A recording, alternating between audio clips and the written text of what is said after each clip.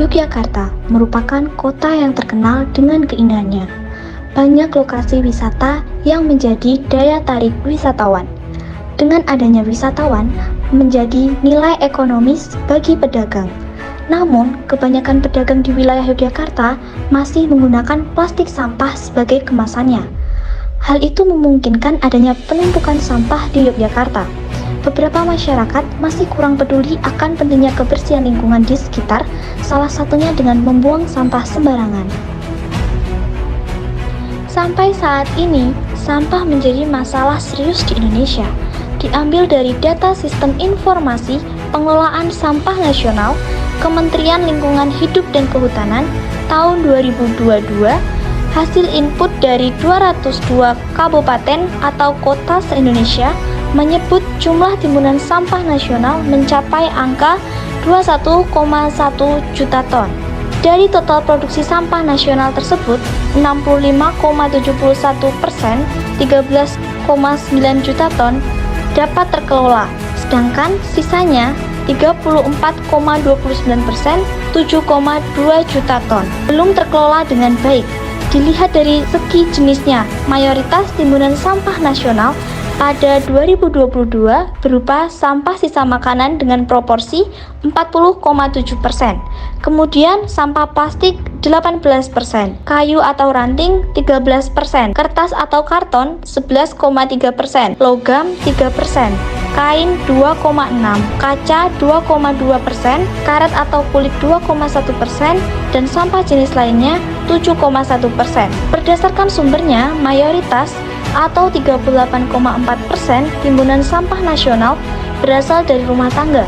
Kemudian dari pasar tradisional 27,7%, perniagaan 14,4%, kawasan komersial atau industri 6,2%, fasilitas publik 5,4%, perkantoran 4,8%, dan sumber lainnya 3,2%. Jadi untuk rata-rata sampah yang masuk ke TPA itu trennya tetap naik. Saya dari 2009 di sini itu rata-rata per tahunnya mengalami kenaikan sekitar 50 ton per harinya. Jadi untuk yang terakhir itu sekitar 750 sampai 800 ton sebelum ditutup dan diberlakukan kuota ya. Karena untuk yang akhir-akhir ini mulai bulan September itu kita berlakukan kuota, sampah yang masuk di TPA itu maksimal 300 ton, dan pelayanan kita dibuat 3 hari layanan, 1 hari libur untuk penataan sampah. Jadi kalau yang selama ini terjadi itu trennya tetap naik, sampah itu trennya tetap naik. Ya. Karena kan ya TPA regional lingkungan ini kan sebenarnya juga udah overload. Di AMDAL kita umur teknis kita itu sebenarnya cuma 17 tahun. Kita dari 95, harusnya kan 2012 udah dinyatakan penuh ya. Tapi pada kenyataannya ketika udah hampir mendekati istilahnya limitnya itu biasanya ada kajian. Oh, ini masih bisa dibuangi sampai 2015 mendekati lagi kajian lagi, oh, ini sampai 2017 mundur sampai terakhir itu 2020 baru ada penataan yang Yuna AB kalau kita menyebutnya sekarang, yang 10 hektar dulu kita tata, kita rapikan, kita tata dengan model terasering, dan untuk saat ini gitu udah dipasifkan, udah tidak untuk membuang. Terus kita 2017 ada pembebasan lahan 1,9 hektar, tapi itu baru terrealisasi bisa untuk membuang itu sekitar 2021. Itu kita sebut sekarang sebagai zona transisi. Itu 1,9, cuman pembangunannya terbagi jadi 2 tahap. Untuk tahap pertama itu keluasan 1,1 itu dipakai kurang lebih kemarin cuman uang untuk 7 bulan. Terus yang 0,8 itu sampai saat ini masih untuk membuang. Terus terkait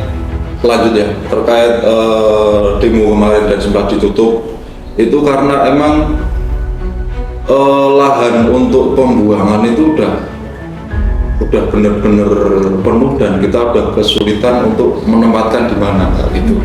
Karena kemarin kan zona transisi tahap pertama udah penuh, zona transisi tahap kedua baru tahap pembangunan dan itu belum selesai, belum bisa untuk membuang.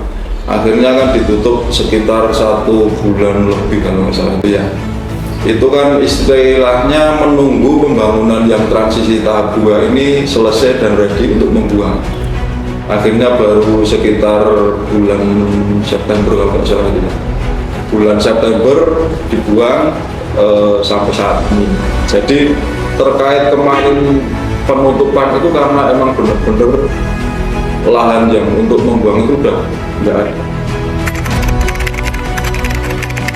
Assalamualaikum warahmatullahi wabarakatuh. Selamat sore semuanya. Perkenalkan, nama saya Dr. Vera Yuliana MPD. Saya kuliah di UNY jurusan S3 Pendidikan Dasar pada konsentrasi IPS. Terkait dengan sampah. Kenapa sampah itu penting untuk kita teliti, untuk kita lihat gitu ya? Karena di Yogyakarta sendiri sampah itu sangat banyak sekali problematikanya.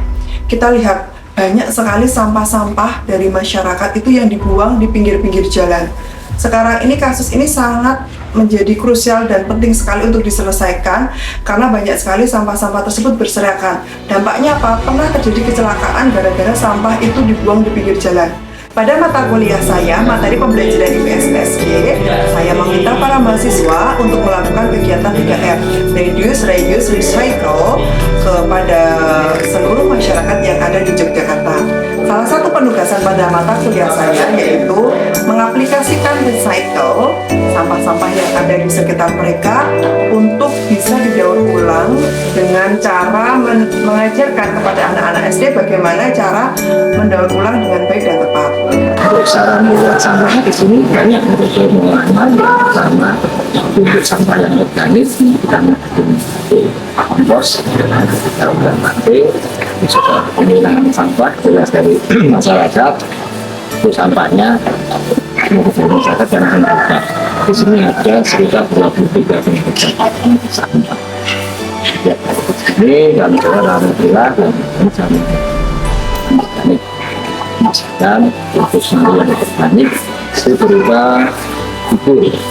Ini buatan orang untuk bikin selain itu kami juga ini plastik kami tes dari kami bersama kami diserahkan juga pupuk ini semuanya dari plastik dan juga ya rasanya kita masyarakat pupuk kami memberikan ke masyarakat tetap pasti pupuk nanti tapi sifatnya tidak individu baik itu RT sampah tani kota dan juga ada pupuk cair, di sini juga ada bensin, juga ada aturan pupuk cair banyak di sini.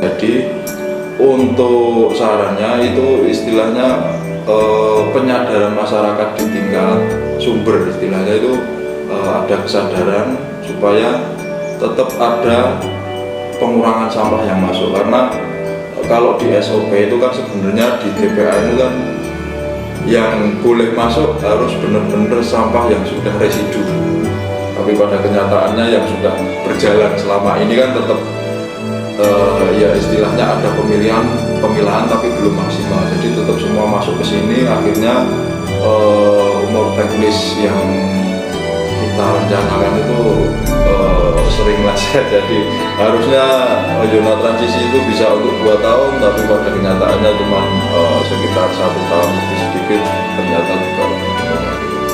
Jadi ada kesadaran masyarakat dan mungkin di tingkat TPA sendiri ada penerapan teknologi, ada pemrosesan. Jadi sampah itu kalau selama ini kan cuma ditumpuk di situ, terus ada ya istilahnya pengelolaan ya. Kalau seperti itu kan istilahnya cuma memindah masalah. Sampah di sumber terselesaikan, tapi di hulu sini akhirnya kan juga jadi masalah. Saya akan menerapkan karakter peduli lingkungan kepada seluruh mahasiswa saya yang ada di BGSD FKIP UAD untuk selalu siap dan tanggap terkait dengan pengelolaan sampah.